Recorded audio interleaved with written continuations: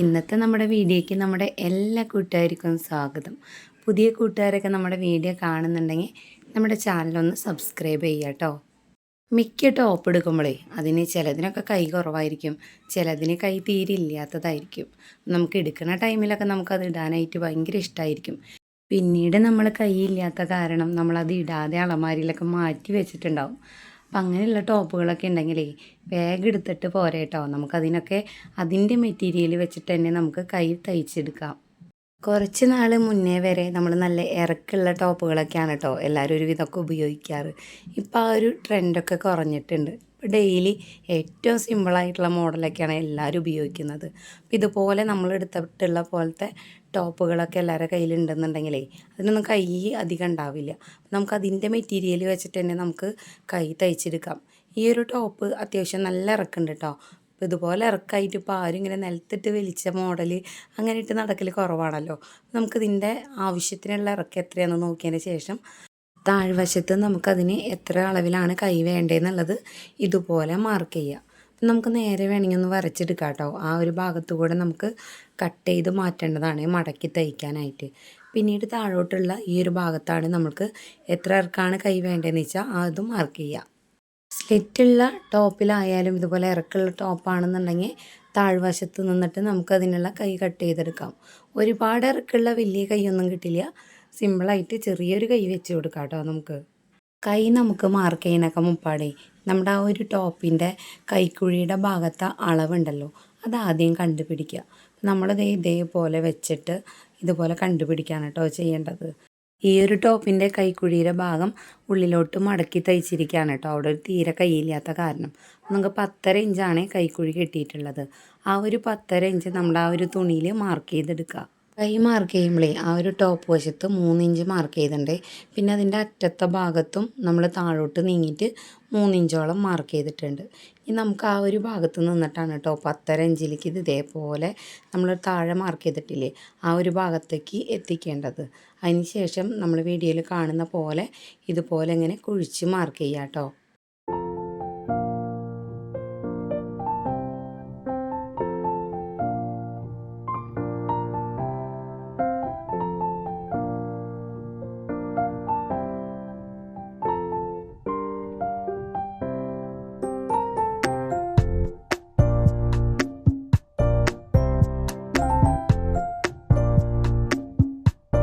കയ്യിൻ്റെ കട്ടയിലൊക്കെ കഴിഞ്ഞാലേ അതിൻ്റെ ആ ഒരു സെൻറ്റർ ഭാഗത്ത് ചെറുതായിട്ടൊന്ന് വെട്ടിട്ട് കൊടുക്കുക. ഇപ്പോൾ താഴ്വശത്ത് ഇങ്ങനെ മടക്കി തയ്ച്ചിട്ടുള്ള കാരണം നമുക്ക് രണ്ടാമത് മടക്കി തയ്ക്കേണ്ട ആവശ്യമില്ല കേട്ടോ.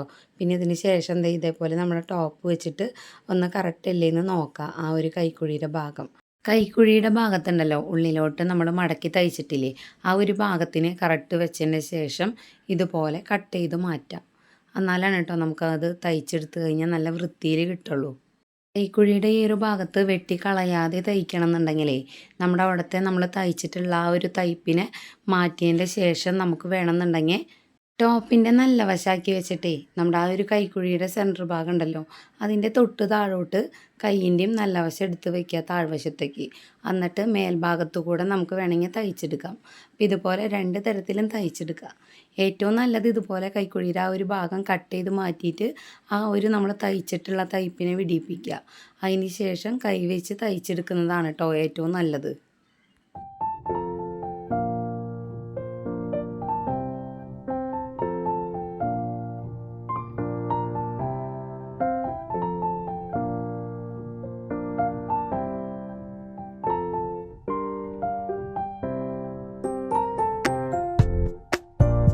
ടോപ്പിൽ കൈ തയ്ച്ചെടുക്കുമ്പോൾ എപ്പോഴും സെൻറ്റർ ഭാഗത്ത് നിന്നിട്ട് ആദ്യം ഒരു സൈഡിലോട്ട് തയ്ച്ചെടുക്കുക. അതിന് ശേഷം നമുക്ക് തിരിച്ച് വെച്ചിട്ട് വീണ്ടും സെൻറ്റർ ഭാഗത്ത് നിന്നിട്ട് തയ്ച്ചെടുക്കുക. ഇതേപോലെ തയ്ച്ചെടുക്കുകയാണെന്നുണ്ടെങ്കിലുണ്ടല്ലോ നമ്മുടെ ആ കൈയിൻ്റെ ഭാഗം അങ്ങോട്ടും ഇങ്ങോട്ടും ഒരു വശത്ത് കൂടുതലും ഒരു വശത്ത് കുറവും അങ്ങനെ വരില്ല കേട്ടോ. കറക്റ്റായിട്ട് 2 സൈഡും ഒപ്പത്തിന് കിട്ടും നമുക്ക്.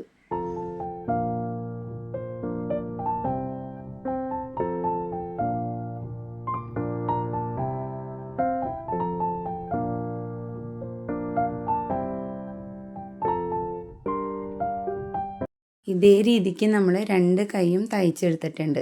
ഇനി നമ്മുടെ ടോപ്പിൻ്റെ താഴ്വശം ഇതുപോലെ ഉള്ളിലോട്ട് 2 ആക്കി മടക്കി തയ്ച്ചെടുക്കുക.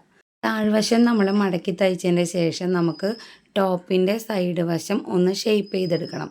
അതിനായിട്ട് നമ്മുടെ അളവ് ടോപ്പ് ഇതിൻ്റെ മുകളിലോട്ട് വെച്ചിട്ട് കറക്റ്റായിട്ടൊന്ന് ഷേപ്പ് വരച്ച് കൊടുക്കുക.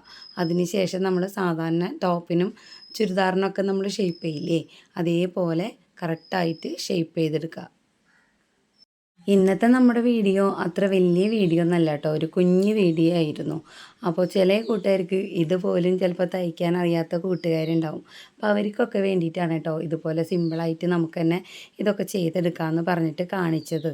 നമ്മുടെ കൂട്ടുകാരുടെ അടുത്ത് ഇതുപോലെ ടോപ്പുകളൊക്കെ ഉപയോഗിക്കാൻ പറ്റാതെ ഇരിക്കുന്നുണ്ടെങ്കിൽ ഇതുപോലെ എടുത്തിട്ട് ഇറക്കുള്ള ടോപ്പുകളൊക്കെ ആണെന്നുണ്ടെങ്കിൽ കൈ തയ്ച്ചെടുക്കാം കേട്ടോ. ചിലപ്പോൾ മക്കളുടെ ആണെങ്കിലും ഇതുപോലെ തയ്ച്ച് കൊടുക്കാം.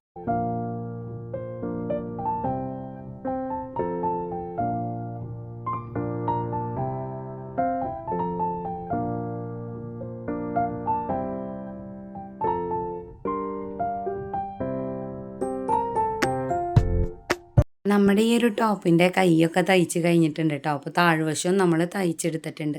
ഈ ഒരു ടോപ്പിന് ഒരുപാട് ഇറക്കുണ്ടായിരുന്നേ. ഇനിയിപ്പോൾ ഇത് സാധാരണ നമുക്ക് ഡെയിലി ഉപയോഗിക്കാൻ പറ്റുന്ന ഒരു ടോപ്പാക്കി മാറ്റി.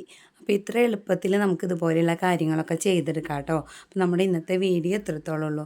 നമ്മുടെ വീഡിയോ ഇഷ്ടപ്പെടുകയാണെങ്കിൽ ചാനലൊന്ന് സബ്സ്ക്രൈബ് ചെയ്യുക, ലൈക്ക് ചെയ്യുക, കമൻറ്റ് ചെയ്യുക, ഷെയർ ചെയ്യുക.